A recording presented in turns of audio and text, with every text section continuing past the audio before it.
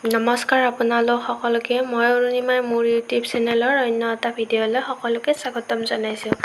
আজি মই এই ধুনীয়া কাপোৰযোৰ কেনেকৈ বনালোঁ তাকে ভিডিঅ'টোত দেখুৱাম। কাপোৰযোৰত মই ফেব্ৰিক প্ৰিণ্টিং কৰিছোঁ, লগতে ষ্টন ৱৰ্ক আছে, মিৰৰ ৱৰ্ক আছে আৰু কেনেকৈ বনালোঁ আহকচোন চাওঁ।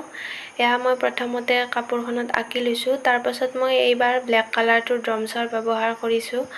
আৰু ইয়াতে এটা কথা কওঁ, যিসকলে নতুনকৈ শিকি আছে তেওঁলোকে ড্ৰমছৰ কালাৰটো ব্যৱহাৰ নকৰিব, কাৰণ ড্ৰমছৰ কালাৰটো অলপ বেছিয়ে পনীয়া হয়, বৈ যায় কালাৰটো কাপোৰত কৰিলে প্ৰথমতে বৈ যায়, সেইবাবে আপোনালোকে কেমেলৰে ব্যৱহাৰ কৰিব।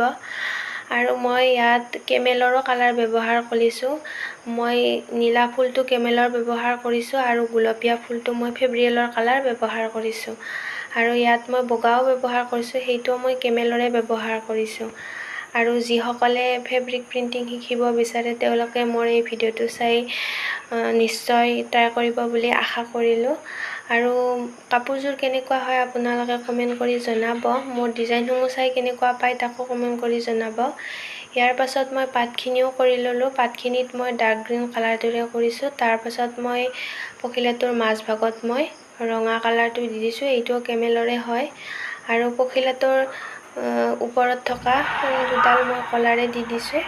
আৰু এয়া মোৰ ডিজাইনটো সম্পূৰ্ণ হৈ গ'ল। কেনেকুৱা লাগিছে জনাব। আৰু ইয়াত বহুতখিনি কাম আছে ষ্টনৰ, সেইখিনি আজিকালি সকলোৱে জানে, B7000 আঠাটোৰে দিয়া হয়। বাকীখিনি মই দেখুওৱা নাই। আশা কৰোঁ আপোনালোকে ভিডিঅ'টো চাই নিশ্চয় ভাল পালে। আৰু যিসকলে মোৰ চেনেলটো প্ৰথমবাৰৰ বাবে চাই আছে তেওঁলোকে মোৰ চেনেলটো ছাবস্ক্ৰাইব কৰিব, তেতিয়াহে মোৰ আহিবলগীয়া ধুনীয়া ধুনীয়া কাপোৰৰ ভিডিঅ'সমূহ আপোনালোকে দেখিবলৈ পাব। আজিলৈ আহিছোঁ, আকৌ এটা নতুন ভিডিঅ'ৰ সৈতে পুনৰ লগ পাম। যিসকলে মোৰ ভিডিঅ'টো একেবাৰে শেষলৈ চাই আছে তেওঁলোকলৈ বহুত বেছি ধন্যবাদ জনাইছোঁ।